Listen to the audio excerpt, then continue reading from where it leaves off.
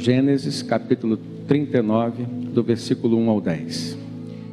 José havia sido levado para o Egito, onde o egípcio Potifar, oficial do faraó e capitão da guarda, comprou-o dos ismaelitas que o tinham levado para lá. O Senhor estava com José, de modo que este prosperou e passou a morar na casa do seu senhor egípcio. Quando este percebeu que o Senhor estava com ele e que o fazia prosperar em tudo o que realizava, agradou-se de José e tornou-o o administrador de seus bens.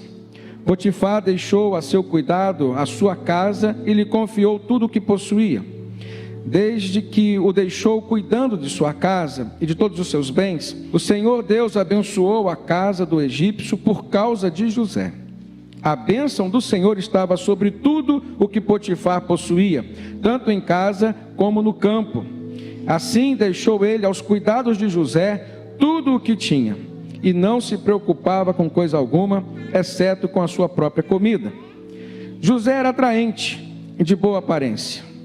E depois de certo tempo, a mulher do seu senhor começou a cobiçá-lo e o convidou: venha, deite-se comigo. Mas ele se recusou e lhe disse: o meu senhor não se preocupa com coisa alguma de sua casa, e tudo o que tem deixou aos meus cuidados. Ninguém desta casa está acima de mim. Ele nada me negou, a não ser a senhora, porque é a mulher dele. Como poderia eu, então, cometer algo tão perverso e pecar contra Deus? Assim, embora ela insistisse com José dia após dia, ele se recusava a deitar-se com ela e evitava ficar perto dela. Queridos, José, a gente sabe que tinha perdido a sua família. Nesta segunda fase que se iniciava, ele já não estava mais em Canaã, já não contava mais em poder voltar à casa dos seus pais. Aliás, ele já sabia, segundo a trama dos seus irmãos, que o seu pai, a essas alturas, já tinha dado ele por morto, como sendo comido por uma fera do campo. Ele sabia que os seus irmãos fariam de tudo para que ele não pudesse regressar. E agora, ele está sem família, numa terra distante, e que o texto fala que era o Egito. O Egito traz como característica o fato de ser uma nação politeísta. Era uma nação que não era temente a Deus Jeová, Yahvé, a quem nós acreditamos ser o único Deus vivo, o único Deus poderoso. Esse era o Deus da família de José, mas que estava em Canaã, e agora José estava no Egito. E a gente sabe que uma das maiores perdas que uma pessoa pode sofrer é a perda da fé e a perda da referência de Deus, porque são coisas distintas. Mas há uma outra coisa, ou uma segunda maior perda que alguém pode passar por esta vida, e que José experimentou, que foi a perda de sua família.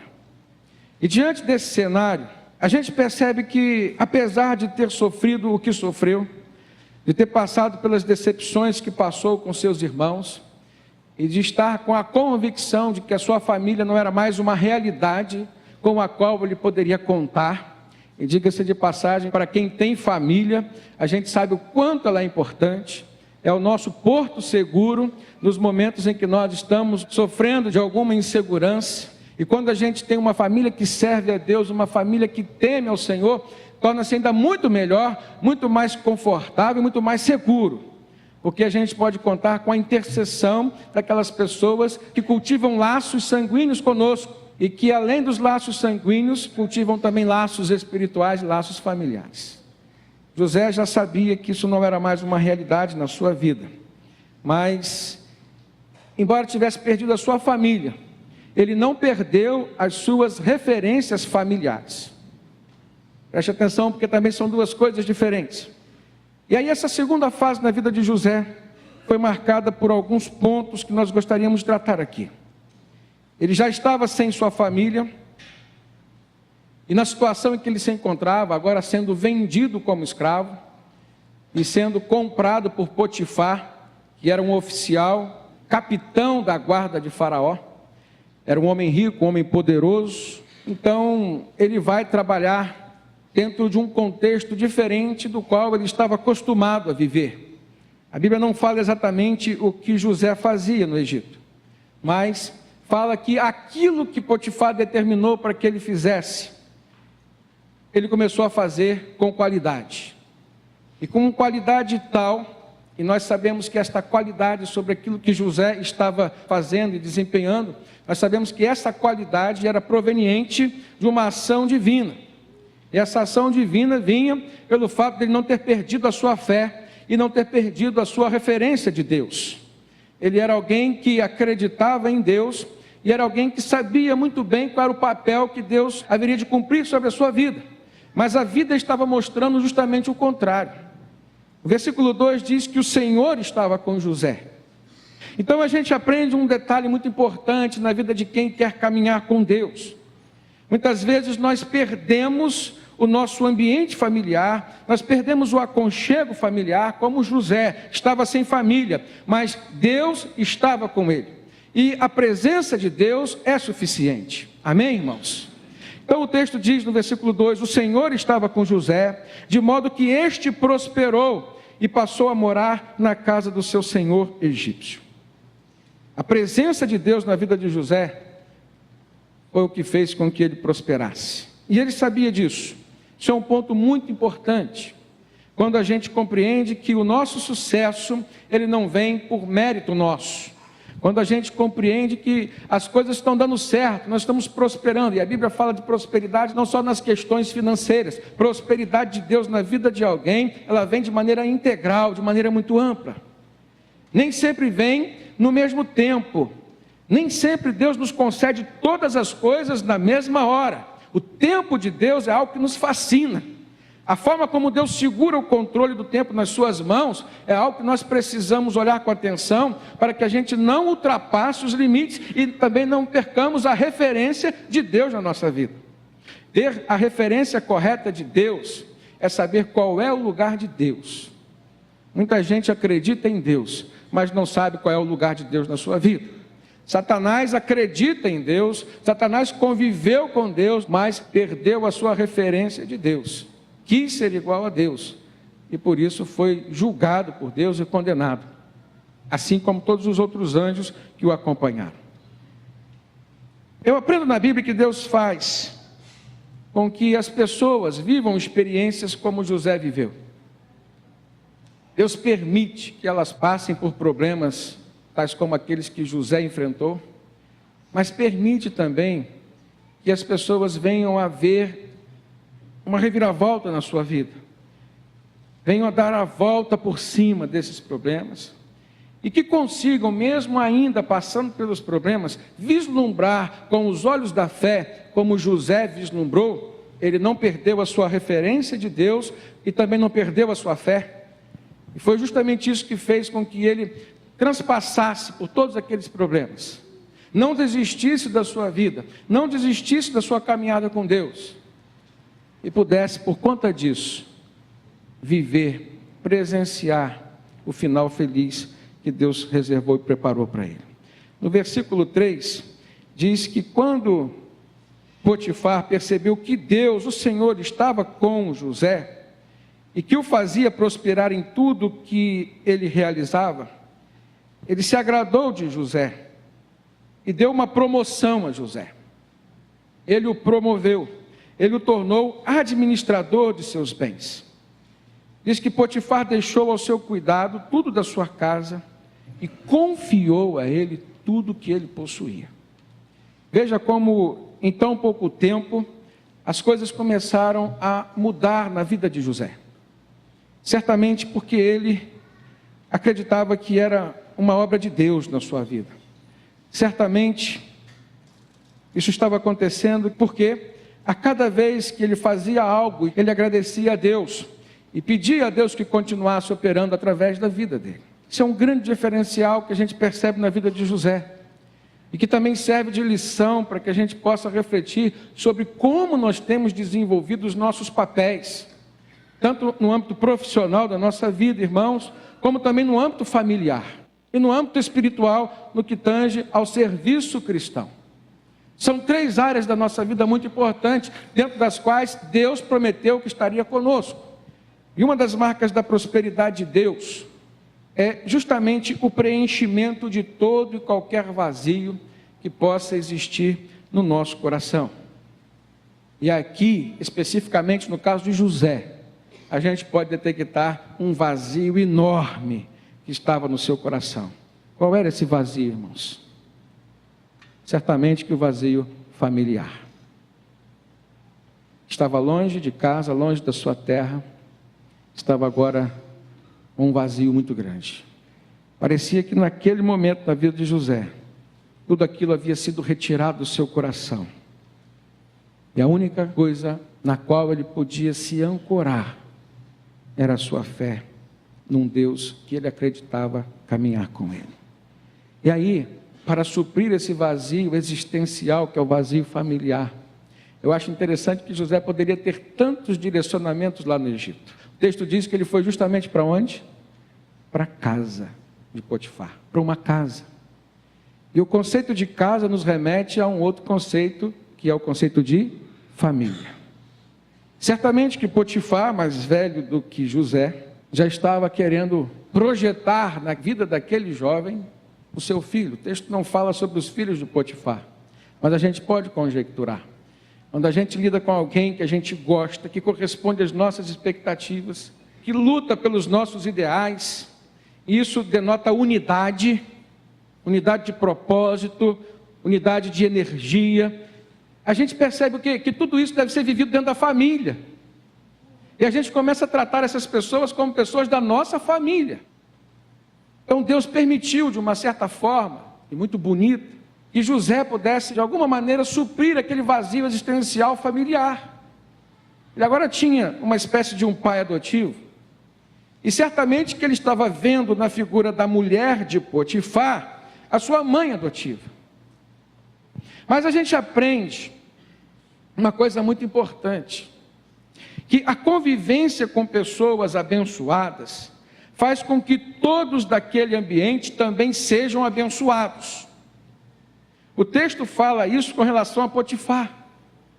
O versículo 5 diz: desde que o deixou cuidando de sua casa e de todos os seus bens, o Senhor abençoou. Aqui não fala abençoou José, diz que o Senhor abençoou a casa do egípcio por causa de José. A bênção do Senhor, diz o texto, estava sobre tudo o que Potifar possuía, tanto em casa como no campo. A bênção do Senhor estava sobre a família de Potifar. Nós temos que prestar atenção com relação a esta questão do ambiente. Porque da mesma forma que Jesus ilustrou na parábola do trigo e do joio, quando ele diz que durante o dia o semeador saiu a semear sobre o seu campo a semente de trigo, ele queria plantar trigo. Jesus conta naquela parábola que à noite veio o inimigo e semeou o joio. A partir desta parábola que Jesus construiu, e dado todas as experiências que a gente vê no Antigo Testamento registrado que homens e mulheres, tanto homens como mulheres, passaram, a gente percebe que da mesma forma que Deus quer abençoar, existe o inimigo que quer amaldiçoar. Da mesma forma que Deus permite que pessoas venham até nós para o nosso convívio, para nos abençoar, o inimigo muitas vezes infiltra outras pessoas para nos amaldiçoar. Com relação aos ambientes, da mesma forma que existem ambientes santificados pela presença de Deus, existem ambientes amaldiçoados pela presença de espíritos imundos da parte de Satanás. E ainda existe um terceiro tipo de ambiente, que é o ambiente que foi santificado, mas que está passando por um processo de contaminação. Nós temos que estar atentos aos ambientes em que nós frequentamos, aos ambientes que nós construímos, ao ambiente da nossa casa, o ambiente do nosso lar, quem nós permitimos participar da nossa vida, e nós precisamos estar atentos também aonde nós temos ido. Esse é um segundo passo.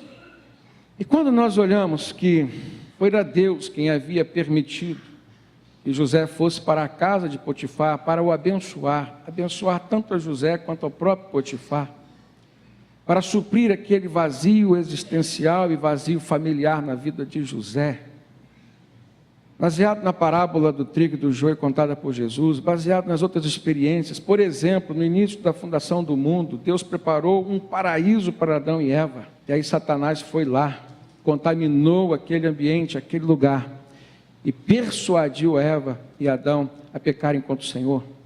Nós aprendemos uma terceira lição aqui. Toda a ação construtiva de Deus, na maioria das vezes, vem com uma reação destrutiva da parte de Satanás. E se a ação construtiva de Deus era o lar, a família de Potifar, um lugar que ele tinha preparado para suprir as necessidades familiares de José, certamente que Satanás não ia deixar barato. Em João 10:10, Jesus disse que o ladrão vem para matar, para roubar e destruir. E a gente precisa estar atento a isso. Mas a gente não precisa estar somente focado nisso, deixando de viver as outras coisas, porque às vezes a gente fica tão preso a esse paradigma da proteção, do medo, que a gente não avança em outras áreas. A gente precisa conhecer o texto de 1 João 3:8, que diz que para isto o Filho de Deus se manifestou, para destruir as obras de Satanás. Então, se existe uma ação construtiva da parte de Deus, e essa vai demandar uma reação destrutiva da parte de Satanás, nós precisamos saber que o nosso Deus não é um Deus que se rende à ação do maligno. E se José estava com Deus, ele tinha condição de vencer todo tipo de investida do mal contra ele. Essa é a questão.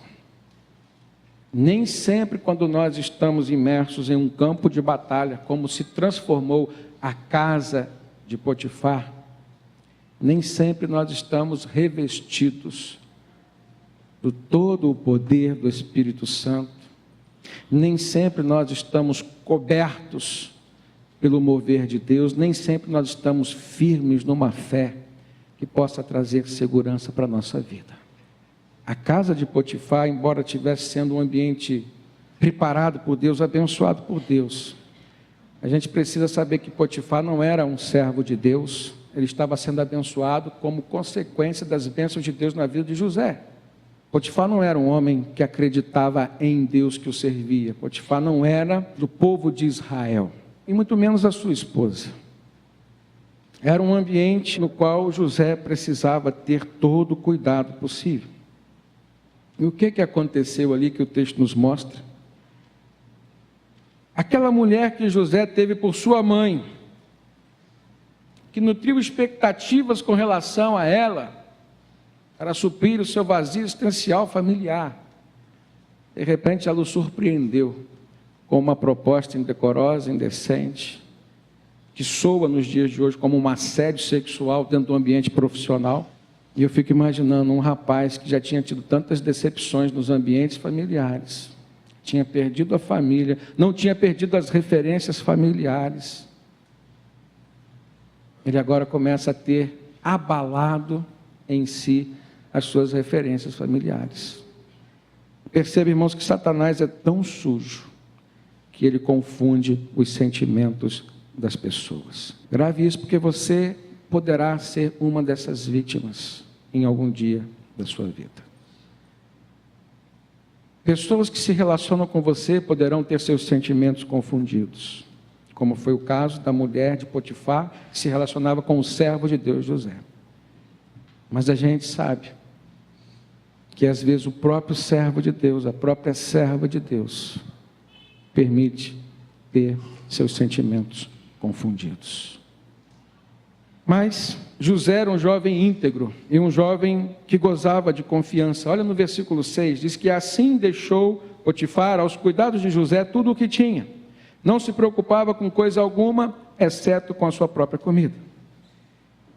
E eu percebo que Potifar acertou ao confiar em José. Mas ele cometeu um erro no papel de marido. De uma certa forma, ele deixou sua esposa exposta. De uma certa forma, ele confiou numa mulher que não estava preparada ainda para ser digna de confiança. A gente teria que fazer uma reflexão sobre o relacionamento de Potifar e a sua esposa, e o texto não nos dá base para fazermos isso. Então a gente tira como lição, e que é muito pertinente à nossa vida hoje, dentro de uma casa em que se fazia a presença de Deus por meio de José. O texto diz que era uma casa que estava debaixo de uma ação benigna de Deus, se era de Deus, era benigna. Deus estava abençoando a casa de Potifar. E de repente há uma crise no relacionamento conjugal dos dois. Ele estava sendo próspero financeiramente, mas estava à beira de uma falência no seu casamento. Certamente que o alvo não era Potifar, era José. Certamente que o que aconteceu ali foi uma ação maligna e espiritual. Por quê? Há uma outra lição que a gente pode aprender aqui. Satanás costuma usar aquilo que Deus nos deu de bom para atrair o mal para a nossa própria vida. Porque aquilo que nós temos de bom, aquilo que nos faz nos sentirmos seguros, aquilo que nos traz felicidade, é justamente aquilo que nos desarma. A gente fica tão tranquilo, gozando de tanta alegria com relação àquilo que Deus nos concedeu, e a Bíblia diz, e o texto faz questão de deixar claro isso.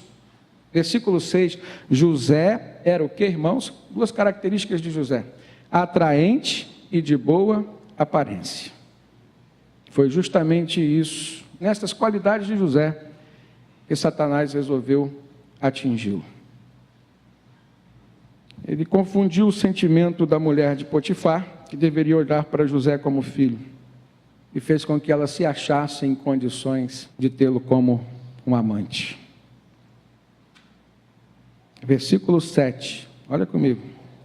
E depois de certo tempo, isso não foi imediato, não diz quanto tempo, mas depois de certo tempo, a mulher do seu senhor começou a cobiçá-lo, e o convidou dizendo: venha, deite-se comigo. Uma lição que nós tiramos: embora José tivesse perdido a sua família, ainda nesse tempo ele não tinha perdido as suas referências familiares, os seus valores de família. E não perdeu em momento algum. Versículo 8 e 9 diz que ele se recusou.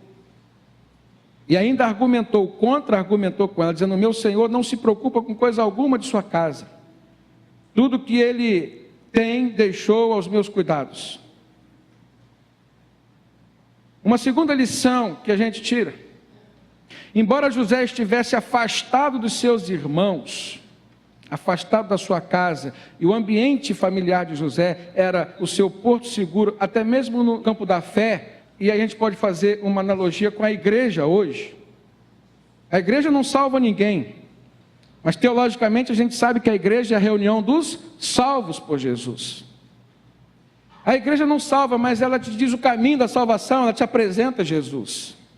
E depois que você se converte, a igreja é um lugar onde você se mantém firme na fé, onde um irmão intercede pelo outro. Quando um está fraco e o outro está forte, o outro ajuda.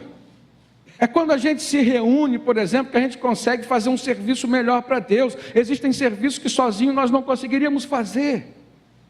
Eu poderia ir para um campo missionário sozinho, e poderia começar a procurar as pessoas, falar de Jesus para elas. Mas quando a gente vai junto, a gente leva um impacto muito maior àquela cidade, àquela comunidade. A gente reúne forças, a gente faz melhor e faz muito mais. José não estava no seu ambiente familiar, poderíamos dizer, se era uma casa onde seu pai era crente, onde seus irmãos, apesar de fazerem o que fizeram, e a gente precisa entender, crente erra, crente peca. Se a gente não se cuidar, a gente cai. A Bíblia fala o quê? Quem está em pé, cuidado para que não caia. Apesar de não estar mais naquele ambiente, que era o seu ambiente de fé, o povo de Israel, ele não perdeu a sua referência de Deus. Apesar de não estar com a sua família, ele não perdeu referência de família. Ele soube respeitar Potifar, a casa de Potifar, a mulher de Potifar. Colocou ela no lugar dela. apesar de não estar lá, vamos pensar assim, dentro da igreja, ele não perdeu a sua referência de Deus. Diga-se de passagem, tem crente que não pode ficar muito tempo longe da igreja, que logo, logo e rapidamente se esfria na fé e pega o caminho errado. José não agiu assim. Ele não perdeu a sua referência de Deus. Olha só comigo o versículo 9, como que é lindo, versículo 9. Ele ainda está contra-argumentando com a mulher de Faraó. Ele disse: ninguém desta casa está acima de mim. Ele nada me negou a não ser a senhora. Ele não chamou de você. Ele a chamou de senhora. Porque é a mulher dele. Como poderia eu então cometer algo tão perverso e pecar contra o meu Deus? São duas coisas distintas. Quando ele diz, como poderia eu cometer algo tão perverso, ele está apontando para o seu irmão, ele está apontando para o seu próximo, ele está apontando para Potifar. Ele haveria de levar o casamento de Potifar ao fracasso. Não poderia ser por meio dele. Ele, como servo de Deus, debaixo da promessa do Senhor, e que estava tão viva na vida dele, ele não poderia fazer algo tão perverso contra o seu irmão próximo, a quem Deus tinha ordenado que ele amasse, e amasse como a si mesmo. Ninguém que leva o adultério para a família de outro gostaria que o adultério chegasse na sua casa. Muita gente perdeu a referência familiar. Muita gente. Mas a segunda parte diz assim: como poderia eu então cometer algo tão perverso e pecar contra Deus? Agora não é mais referência de irmão, não é mais referência familiar, é referência de Deus. Infelizmente, o crente quando peca, e na maioria das vezes ele peca consciente, ele lança fora toda e qualquer referência que ele tinha acumulado da pessoa de Deus. E eu fico imaginando, irmãos, Deus se revela a nós em tantas situações. O Deus que eu conheço foi o Deus que me livrou de tantas situações difíceis, tantos livramentos de vida para mim. O Deus que eu conheço, o Deus que se revelou a mim, foi o Deus que salvou meu filho da morte. Foi o Deus que me fez gozar a família que eu tenho. Essa é a referência que eu tenho de Deus. Eu sei que muitos aqui também. E aí chega em algum momento da minha vida, eu vou me entregar ao pecado, eu não vou pensar nesse Deus.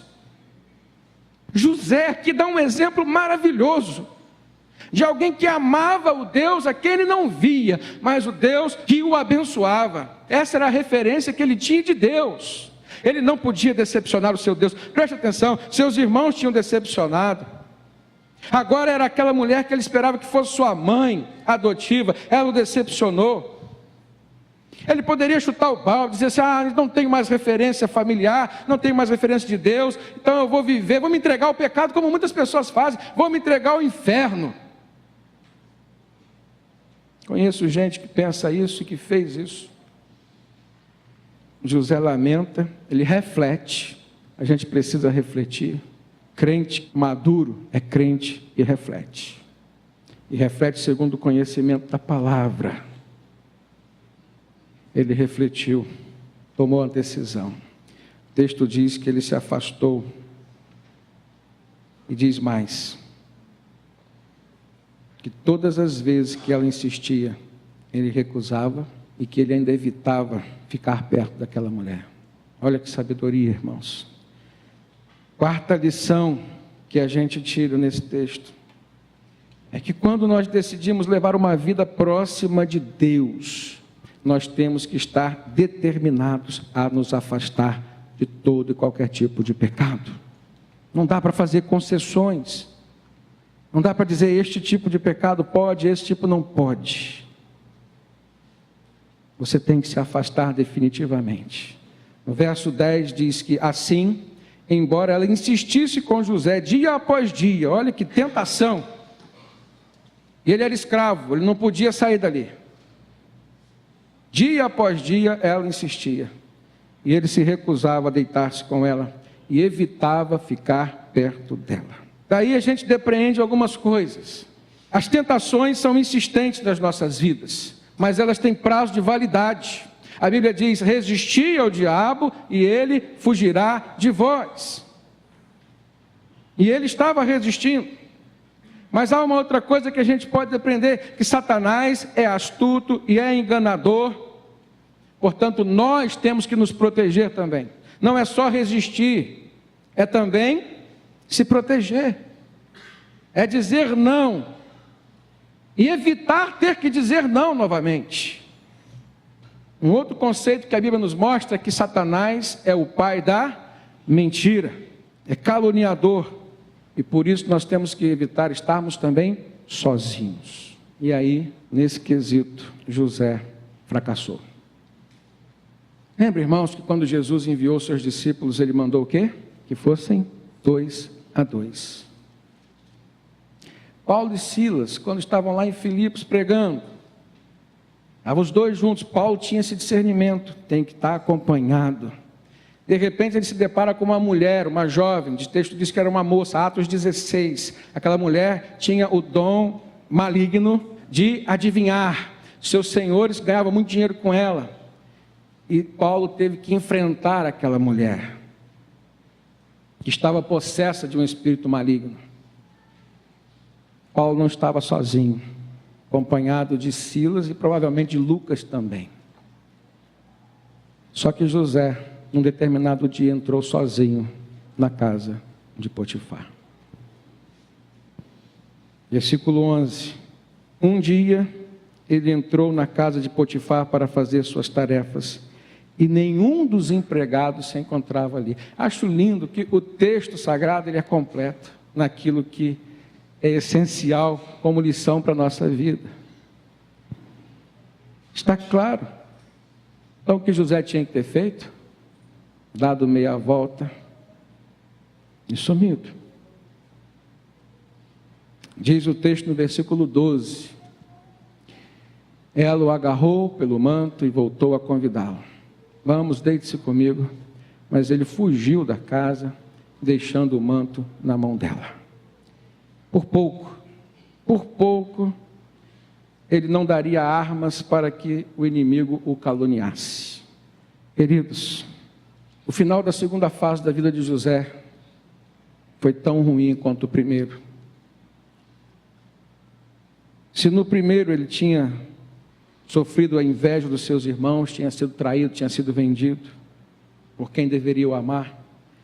Se na primeira fase da sua vida, seus irmãos enganaram seus pais dizendo que ele estava morto, nessa segunda fase da vida de José, ele tinha sido acolhido e amado pelo seu senhor, Potifar, mas ele tinha sido traído e caluniado pela esposa de Potifar. E eu fico imaginando o que seria de José se não fosse a sua fé em Deus. Em Hebreus 11 diz que nós temos que ter a esperança como sendo a âncora da nossa alma, justamente para nós não desanimarmos, não ficarmos deprimidos nessas circunstâncias das nossas vidas. Em Salmo 126 diz que aquele que vai andando e chorando enquanto semeia, voltará com júbilo de alegria, trazendo os seus feixes. O que a gente percebe na vida de José é que foi algo semelhante. Toda a sua caminhada de ida em direção ao sonho de Deus para a sua vida não foi uma caminhada fácil. E eu penso, como que José sobreviveu a tantas decepções? No livro de Lamentações de Jeremias, capítulo 3, versículo 21, ele diz: quero trazer à memória somente aquilo que me traz o quê? Esperança. E a Bíblia diz que a esperança é a âncora da alma. Se você está passando por uma situação assim, e eu sei que há pessoas aqui que estão vivendo momentos difíceis, não perca a esperança. Tenha certeza que se você está no caminho do Senhor, dizendo não para toda e qualquer situação adversa que não expresse o conceito de Deus, o conceito de família, tenha certeza que o Senhor te guiará a um final feliz, como guiou José.